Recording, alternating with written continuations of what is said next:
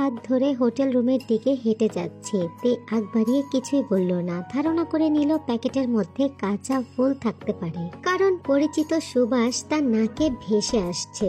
Jungkook থেকে রুমে নিয়ে গিয়ে প্যাকেটটা দিল আর সাথে বের করে দিল চমলি ছাপার শাড়ি। তে প্যাকেট খুলে অবাক হয়ে গেল, কাঁচা ফুলের গহনা, টিকলি মালা আর হাতের বাজু দুটাও সম্ভবত রয়েছে। কমলা রঙের জারবেরার পাশে টকটকে লাল গোলাপ লম্বা করা হয়েছে বাসন্তী হলুদ গাঁদা ফুল দিয়ে। একই রকম মালাটাও বেশ লম্বা। জঙ্কুকের হাত ধরে বলল, তে আজ আমার জন্য সাজবে? তে ঘাড় নেড়ে হ্যাঁ বলল। তারপর মনে মনে ভেবে নিল অনেক কিছু। এর আগে কখনোই ভাবেনি যে সে কারোর জন্য সাজবে। জঙ্কুক যে এত ইমোশনাল আর রোমান্টিক সেটাতে ভাবতেও পারেনি। আচ্ছা, জঙ্কুক যে তেকে চমকে দিয়েছে, তেকে চমকে দিতে পারে না এমনটা নয় যে তে সাজতে পারে না। সাজা গুজায় তার আগ্রহটা একটু কম। তে শাড়ি আর ফুলের গহনা নিয়ে কিছু সময় দাঁড়িয়ে ভাবে। সে যেভাবে ভাবছে আজকে সেভাবে সাজবে। জঙ্কুক বারান্দায় দাঁড়িয়ে সিগারেট টানছে। ঘড়ির দিকে তাকিয়ে দেখে আধা ঘন্টা হয়ে গেছে তে তৈরি হচ্ছে। তে ডাকলো জঙ্কুককে, রুমে যেতে বলল। জঙ্কুক সিগারেট ফেলে দ্রুত রুমের দিকে হাঁটা দিল। তে তখনও ওয়াশরুমের আয়নার সামনে নিজেকে শেষবারের মতো দেখে নিল।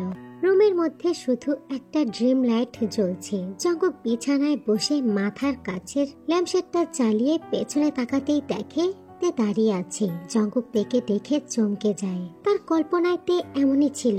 জঙ্কুক তো তেকে কিছু বলেনি। তে কি তাহলে জঙ্কুকের মনের কথা শুনতে পায়? তে শাড়ি পরেছে।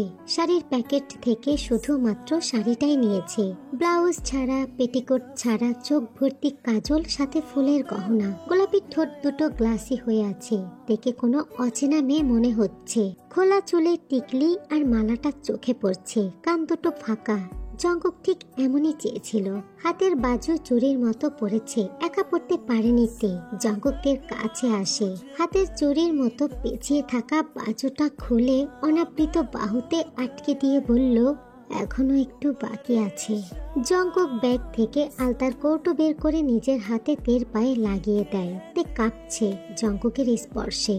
আলতা পরা শেষ হতেই জঙ্কুক থেকে কাছে টেনে নেয়। তে নিরাভরণ কানে মুখ রেখে ফিসফিস করে বলে, পড়েছে তোমার পারে প্রদীপ্ত বাসনা, অর্ধেক নারী তুমি অর্ধেক কল্পনা। তে মিষ্টি করে হাসে, জোরে শ্বাস নেয়, দু হাতের বাহু টরে জঙ্কুককে আঁকড়ে ধরে। জঙ্কুক মাথাটা নামিয়ে এনে তের বুকের কাছে নিয়ে আসে, মুখ গুজে দেয় তের বুক বরাবর। তের শরীরে এক টুকরো কাপড় পেঁচানো, যেটার এক প্রান্ত তের কোমরে আটকানো। জঙ্কুক হাত দিয়ে সেটা টেনে ধরে। তে কেঁপে ওঠে। জঙ্কুক হাত সরিয়ে নেয়। তের বুক মুখ খুঁজতে খুঁজতে জঙ্কুক বলে, কাঁপছো কেন সোনা? তে কথা বলে না। জঙ্কুক মাথা উঁচু করে তের মুখের দিকে তাকায়। তে টিপ টিপ করে তাকিয়ে আছে তার দিকে। জঙ্কুক আবারও জিজ্ঞাসা করে, কি হয়েছে জান? ভালো লাগে না? অসম্ভব ভালো লাগছে, সহ্যের সীমানা পেরিয়ে যাচ্ছে জঙ্কুক। তের কথা শুনে জঙ্কুক আলতো হাসে। আবারও হাতটা নিয়ে যায় শাড়ির শেষ প্রান্তে। কোমর থেকে শাড়ির শেষ প্রান্ত বুকের কাছের আঁচল নামিয়ে দেয় নিচে। তে অস্থির হচ্ছে। বুক ওঠা নামার গতি দ্রুত হচ্ছে।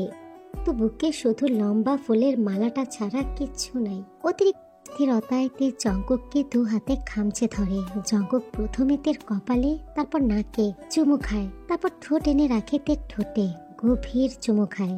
জঙ্কুক দু হাতে তের দু হাত বিছানার সাথে চেপে ধরে। ঠোঁট দিয়ে মুখটা আরো নিচে নামিয়ে আনে। তের গলায় পড়ে থাকা লম্বা মালা তের ঠোঁট ছুঁয়ে অসংখ্য চুমু খায়। তের হাত আঁকড়ে ধরার বাঁধনটা আরো শক্ত করে জঙ্কুক। মালাটার সুতা দাঁত দিয়ে কেটে ফেলে। মালা ছিঁড়ে ফুলগুলো তের থেকে বিছানায় ঝরে পড়ছে। জঙ্কুক অবাক হয়ে তাকিয়ে থাকে সেদিকে। এই স্থান, এই সময় আর এই দৃশ্যটা যেন তার জীবনের অলৌকিক কোনো ঘটনা। আচমকাই তার জীবনের ঘটে যাওয়া একটা ঘটনা, যেটা চাইলেও সে পুনরাবৃত্তি করতে পারবে না। আর যদি করেও তাহলেও এতটা মধুর হবে না যতটা এখন মধুময় লাগছে। সব ফুলগুলো পড়ে গিয়ে শুধুমাত্র একটা গোলাপের পাপড়ি অবশিষ্ট আছে। জঙ্কুক সেটাকে ফু দিয়ে উড়িয়ে দেয়। তারপর বুকের বাঁ পাশে ডুবিয়ে দেয়। তীর চোখ বেয়ে অশ্রু ঝরছে। অতিরিক্ত উত্তেজিত চিত্রে এ যেন এক অসীম তৃপ্তি। তারপর গল্পটি শুরু হয় শুধু জঙ্কুক আর তীর, রহস্যময় আলোতে সমুদ্রের গর্জন ভেসে আসছে। বাহিরে কোথাও অচিন পাখি ডাকে। জঙ্কুক আর তে চমকালো না আজ। মাঝে মাঝে মানুষের পৃথিবীটা দেবতাদের স্বর্গের রূপ নেয়। এই স্বর্গের দেব পুরুষ জঙ্কুক আর দেবী তে। সমুদ্রের গভীরতা ছাড়িয়ে জঙ্কুক ডুবে যায় তের গভীরে। মায়ের কথা শুনে হাঁ করে তাকিয়ে আছে তে। এটা কি বলছে মা? জঙ্কুকের সাথে তার ছাড়াছাড়ি হয়ে যাবে? কিন্তু কেন? গতকাল সন্ধ্যায় নিজের বাড়ি ফিরে এসেছে তে। রাস্তায় প্রচুর জ্যাম থাকায় আসতে সন্ধ্যা হয়েছে। বাড়িতে ফিরে জঙ্কুককে টেক্সট করেছে। জঙ্কুকও তো রিপ্লাই টেক্সট পাঠিয়েছে। কক্সবাজার থেকে পরশু ফিরেছে তারা। জঙ্কুক খুবই ব্যস্ত থাকবে এই কয়টা দিন, বিশেষ করে 2-3টা দিন রাত ছাড়া তার সাথে কথা হবে না। মা বলছে জঙ্কুক নাকি বলেছে তার কোনো সমস্যা নেই, এসে সাইন করে দিবে। কিভাবে সম্ভব? জঙ্কুকে ছাড়াতে কিভাবে থাকবে? তে ভাবছে কথাগুলো, তার মনটা খারাপ। মাকে বলল, বিয়ে তো হয়ে গেছে আম্মু, তাহলে ছাড়ার কি দরকার? কোনো ছাড়াছাড়ি লাগবে না, সব ব্যবস্থা হয়ে গেছে তে, এখন আর পেছানো যাবে না। তাছাড়া জঙ্কুকের সাথে কথা হয়েছে, তাকে জানিয়ে সমস্ত সিদ্ধান্ত নেওয়া হয়েছে। জঙ্কুক বলেছে তার কোনো সমস্যা নেই, হঠাৎ হয়ে যাওয়া বিয়েতে তার কোনো আগ্রহ নেই। সে নিজেও এই সংসার করতে চায় না, আর এটা মাসখানেক আগেই ফাইনাল হয়ে গেছে। তের মাথা ঘোরাচ্ছে, চোখ দিয়ে অনবরত পানি পড়ছে। যে জঙ্কুক 100 বার চুমু খেয়ে বলেছে আমাকে ছেড়ে যেও না তে, তের জন্য সে জঙ্কুক পৃথিবীর শ্রেষ্ঠ প্রেমিক। তে কথা বলল না মায়ের সাথে। তার একটাই কথা, তে ডিভোর্স দেবে না, কিছুতেই দেবে না। কিন্তু মনটা তো অস্থির হয়ে আছে। জঙ্কুকের সাথে কথা বলা দরকার। তে জঙ্কুককে ফোন করে, জঙ্কুক রিসিভ করে না। পরপর কয়েকবার ফোন করার পর জঙ্কুক টেক্সট করে জানালো সে মিটিং এ আছে। তের প্রচুর অস্থির লাগছে। সে তার দাদার কাছে গিয়ে সবটা খুলে বলে। সে জড়ানো কণ্ঠে থেকে বলে, চিন্তা করিস না, জঙ্কুক তোকে নিতে আসবে। তে ছটফট করছে। জঙ্কুকের নানা বাড়িতে ফোন করবে কিনা বুঝতে পারছে না। অন্যদিকে তের মা থেকে বুঝতে পারছে না। তে যেভাবে বেঁকে বসবে সেটা আয়ু আশা করে নাই একদম। এখন ডিভোর্সটা তার আর তার ভাইয়ের মান সম্মানের উপর দাঁড়িয়ে আছে। সবাই তাদেরকে নিয়ে হাসাহাসি করবে তে ডিভোর্স দিতে রাজি না হলে। এটাতে তার আর তার ভাইয়ের মান সম্মান নষ্ট হয়ে যাবে। তের মামা আরেম আসলো তার সাথে কথা বলতে। তের একটাই কথা, সে কিছুতেই ডিভোর্স দিবে না, কিছুতেই ছাড়াছাড়ি হবে না। তের মামা আরেম বলল, এই ছেলে তোমার থেকে বয়সে অনেক বড়, তার নিশ্চয়ই অন্য কোথাও সম্পর্ক আছে, নয়তো ডিভোর্স দিতে রাজি হতো না। তে পাত্তা দেয় না কারো কথা, শুধু একটা কথাই ভাবছে, জঙ্কুক তাকে ডিভোর্স দিতে রাজি হয়ে গেছে কেন? সবাই এটা বারবার কেন বলছে? জঙ্কুকের ফোন এলো, তে রিসিভ করলো। কাপা কাপা কণ্ঠে হ্যালো বলল। জঙ্কুক ব্যস্ত তাই তের কাপা কণ্ঠ খেয়াল করতে পারলো না। তে 2 মিনিট সময় পাবে। বলো, কেন ফোন করছিলে বারবার? আপনি ডিভোর্সের ব্যাপারে জানতেন? জঙ্কুক চমকে উঠল, মনে মনে বলল, ওহ, এই সময়ে এই মেয়েটাকে এগুলো বলার ছিল। তে আমি তো এখন ব্যস্ত, আমি পরে তোমার সাথে কথা বলছি। আপনি শুধু বলুন, আপনি কি জানতেন এই বিষয়টা? এক কথায় বললে বুঝতে পারবে না তে, আমি ফ্রি হয়ে ফোন দিচ্ছি। না, এখনই বলুন, এখনই বলুন, আপনি জানতেন? ছেলে মানুষই করে না তে। আপনি কখন ফ্রি হয়েছেন? আজ তো অনেক ব্যস্ত থাকার কথা। তে আগেই জানতো আজকে থাইল্যান্ড থেকে ক্লায়েন্ট আসবে, একটু দেরি হবে। আপনি জানতেন? জানতাম। আপনি কি বলেছেন আপনার কোনো সমস্যা নেই, আপনি ডিভোর্স চান? ইস, মেয়েটাকে কিভাবে পাল্টে বলেছে। কনফারেন্স রুম থেকে জঙ্কুককে ফোন করেছে। জঙ্কুকের এখনই যেতে হবে। সে দ্রুত থেকে বলল, তে পরে কথা বলছি, কাজ শেষ করে ফোন করছি। আমার থেকে এই কাজটা এত বড় হলো। তে তুমি জানো তো এই কাজটা কত ইম্পর্টেন্ট। তুমি একটু অপেক্ষা করো। আপনি আমাকে বলেননি কেন জঙ্কুক? কি আশ্চর্য, তোমার বাসা থেকে তোমাকে বলেছে? বলেনি তো, এটা তাদের সিদ্ধান্ত। আর তুমিও কিছুটা দায়ী। তোমাকে আমি বারবার বলেছি বাসায় জানাও যে তোমার আমার সাথে যোগাযোগ আছে, কিন্তু তুমি জানাওনি। এখন এটার ফলাফল তো মানতেই হবে। জঙ্কুকের মেজাজ খারাপ হয়ে যাচ্ছে। তের ফ্যামিলি থেকে উল্টাপাল্টা বলেছে তাই ভেবে, তাই একটু রুড কথা বলছিল। তে মনে মনে ভাবছে, আশ্চর্য, জঙ্কুক এভাবে কথা বলছে কেন? এই জঙ্কুককে তো আমি চিনি না। তাহলে এতদিন কি হয়েছে? যা হয়েছে কি ছিল? তে চুপ হয়ে আছে। জঙ্কুক বুঝতে পারলো একটু রুড হয়ে গেছে তার কথা। সে কণ্ঠ নরম করে বলল, তে তুমি পুরোটা ভাবো, আমি আমার সিদ্ধান্ত তোমাকে বলেছি, তুমি ভাবলেই পেয়ে যাবে। এটা কি হেয়ালি করার সময় জঙ্কুক? তে আমি রাখছি। জঙ্কুক ফোনটা রেখে কনফারেন্স রুমের ভেতরে ঢুকে যায়। তে আবারও ফোন করে। জঙ্কুক কেটে দিয়ে ফোনটা অফ করে দেয়। আজকের এই অফিসিয়ালি চুক্তিটা জঙ্কুকের জন্য খুবই গুরুত্বপূর্ণ। তে জঙ্কুককে ছাড়বে না, ছাড়তে পারবে না। তার তারপরও তে কয়েকবার ফোন করলো জঙ্কুককে, ফোনটা বন্ধ। তের প্রচুর পরিমাণে অভিমান হচ্ছে, বুকটা ভেঙে যাচ্ছে, চিৎকার করে কান্না করতে ইচ্ছা করছে। তে নিজের রাগ কন্ট্রোল করতে না পেরে ফোনটা ভেঙে টুকরো টুকরো করে ফেললো। জঙ্কুক এমন কেন করেছে? জানতো যখন ডিভোর্স হবে তখন কাছে কেন এসেছে? তের চাইতেও বিজনেস ডিল বেশি গুরুত্বপূর্ণ। আচ্ছা তবে তাই হোক, কারোর জন্যই কারো জীবন থেমে থাকে না। তে চোখের পানি মুছে মায়ের কাছে যায়। আম্মা আমি রাজি, কোথায় সাইন করতে হবে বলো, আমি করে দিচ্ছি। দ্রুত জঙ্কুকের মা নেন্সিকে ফোন করে জানিয়ে দিল তে বাড়িতে এসেছে আর তের কোনো আপত্তি নেই ডিভোর্স পেপারে সাইন করতে। নেন্সি অবাক হলো খুব, বারবার জিজ্ঞাসা করলো তে রাজি? আয়ু বলল তে রাজি, তার কোনো সমস্যা নেই ডিভোর্স নিয়ে। তের বুকটা ভেঙে যাচ্ছে, এত কষ্ট হচ্ছে যেন মনে হচ্ছে কেউ ছুরি দিয়ে বুকের মধ্যে জোরে জোরে আঘাত করছে। দমটা বন্ধ হয়ে আসছে। জঙ্কুক কেন বললো না ওকে? এখন যখন জিজ্ঞাসা করলো তখন কেন বললো না? কেন বললো না তে আমি কিচ্ছু জানি না, আমি ডিভোর্স দিতে চাই না? কেন জঙ্কুকের কাছে কাজটা এত গুরুত্বপূর্ণ? তে কি কিছু না? আর যদি তে কিছু নাই হয় তাহলে এত কিছু কেন? উফ, জঙ্কুক এমন কেন করলো? তে সেই রাতগুলোর কথা কিভাবে ভুলবে?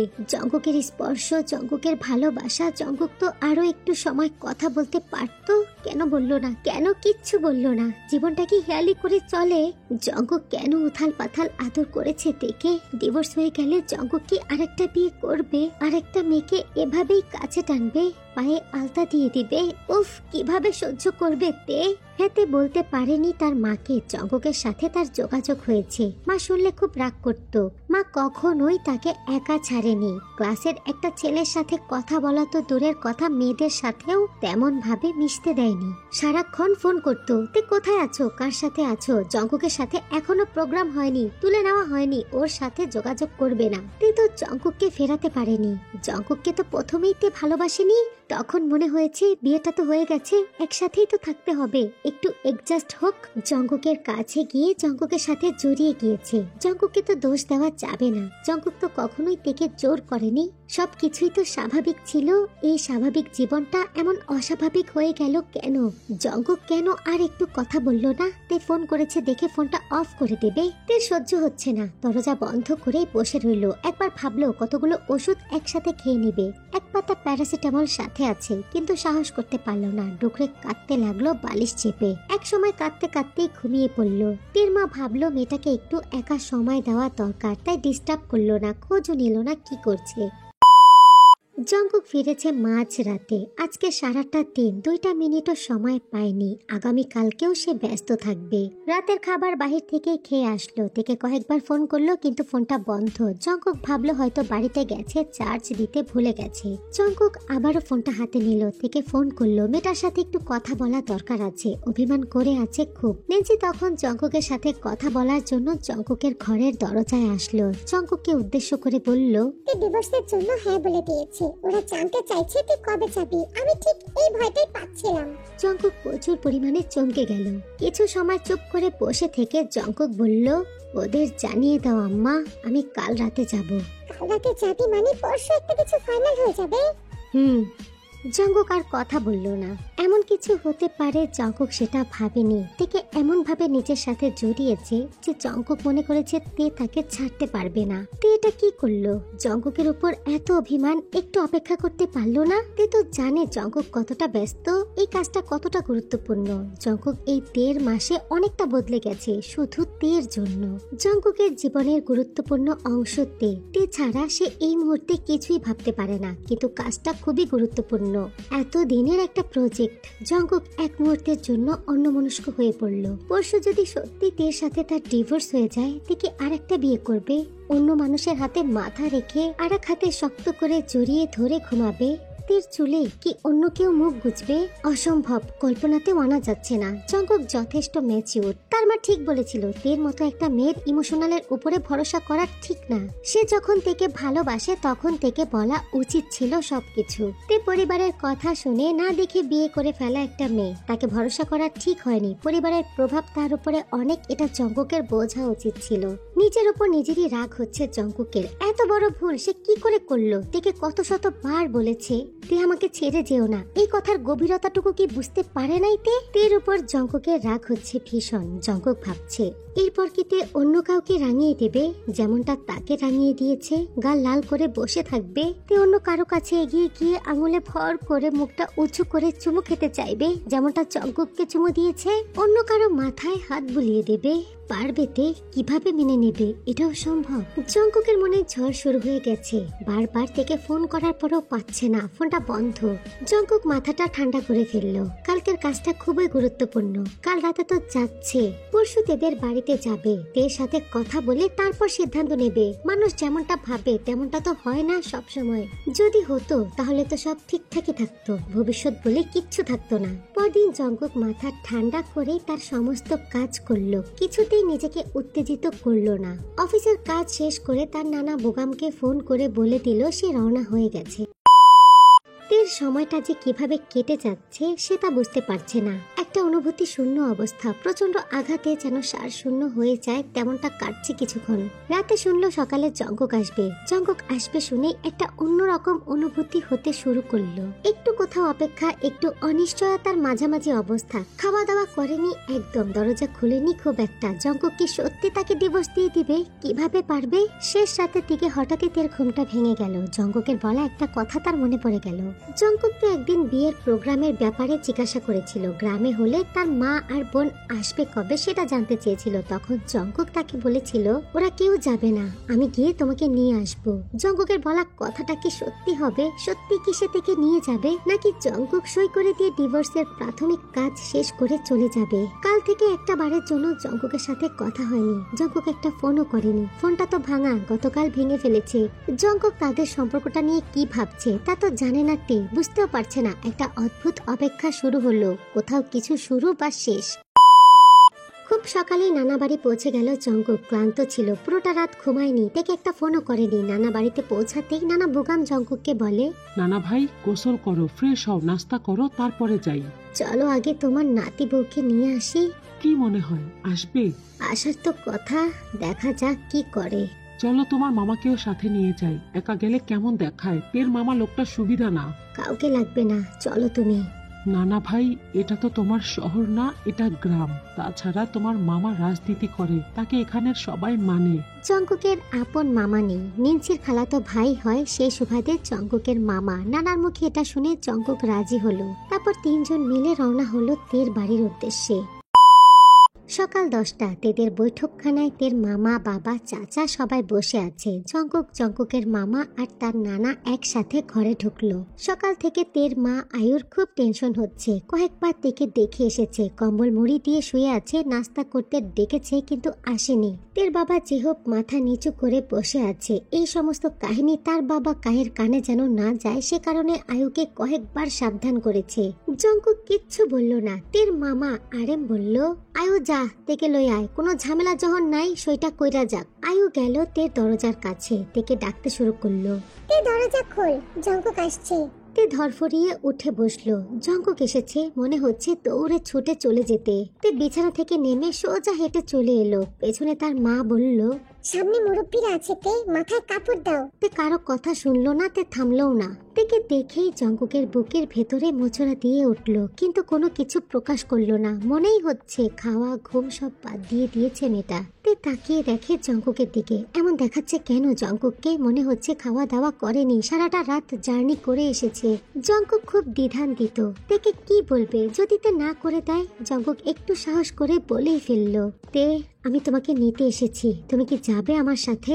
জঙ্কুকের কথা শুনে তের মুখে হাসি ফুটে উঠল। সে একটু চমকালো না, যেন সে জানতো জঙ্কুক এটাই বলবে। তে হাসি মুখে বলল একটু দাঁড়াও, দাদুকে বলে আসি। আমি আসবো। এসো। সবার মাঝখান থেকে জঙ্কুক উঠে চলে যায় তের সাথে। তের মামা এবার নড়ে চড়ে বসলো। জঙ্কুকের নানার মুখে হাসি। তের বাবা মুখে কিছু না বললেও মনে মনে বেশ খুশি হয়েছে। তের মা এবার বুঝবে তার মেয়েটা বড় হয়ে গেছে। আয়ু কিছুই বুঝতে পারলো না এসব কি হচ্ছে। তে জঙ্কুককে পছন্দ করে, কই তাকে তো বলে নাই। মেয়েটা বড় হয়ে গেল, তার কোল ছাড়া হয়ে গেল। আয়ু হতবাক হয়ে দাঁড়িয়ে আছে। তের ফুপি এসে আয়ুকে হাত ধরে টেনে রুমে নিয়ে গেল। বলল, বড় ভাবি, একটা উচিত কথা বলি। তোমার খুব আদরের, কিন্তু একটা বয়সের পর আদর পাল্টে যায়। তে এখন তার স্বামীর আদরই হতে চায়, স্বামীর সাথে সুখে থাকবে, এটা তোমার মেনে নিতেই হবে। তের দাদার কাছ থেকে তে জঙ্কুক একসাথে দোয়া নিয়ে সোজা বাড়ি থেকে বের হয়ে যায়। কারোর সাথে কোনো কথা বলে না। বাড়ির বাইরে এসেই জঙ্কুক থেকে বলল, একটু ভরসা রাখতে আমার উপর। তে জঙ্কুকের বাহু জড়িয়ে ধরে বলে, খুব ভয় পেয়ে গিয়েছিলাম, নিঃশ্বাস নিতে কষ্ট হচ্ছিল জানো। জঙ্কুক তের মাথায় হাত বুলিয়ে দিয়ে বলল, জানি। তারপর একটু হেসে বলল, এই ধাক্কায় আপনিটা উড়ে গিয়েছে, এটা ভালো হয়েছে তাই না? তে সলজ্জিত হাসলো জঙ্কুকের বাহুতে মুখ লুকিয়ে। জঙ্কুক তের কানের কাছে ফিস ফিস করে বলল, খুব ভালোবাসি আমার পটের বিবিকে। তে উত্তর দিল না, উত্তর দেওয়ার দরকার নেই। জঙ্কুক জানে তে কি উত্তর দিবে। নীরবতাই অনেক বড় উত্তর মাঝে মধ্যে। সকালে গাঢ় কুয়াশা ছিল, কুয়াশা ভেদ করে রোদ উঠেছে। পেছনের সমস্ত কিছু পেছনে ফেলে দিয়ে টেকক দুজনের বাহু আঁকড়ে ধরে সামনের দিকে হাঁটতে শুরু করে।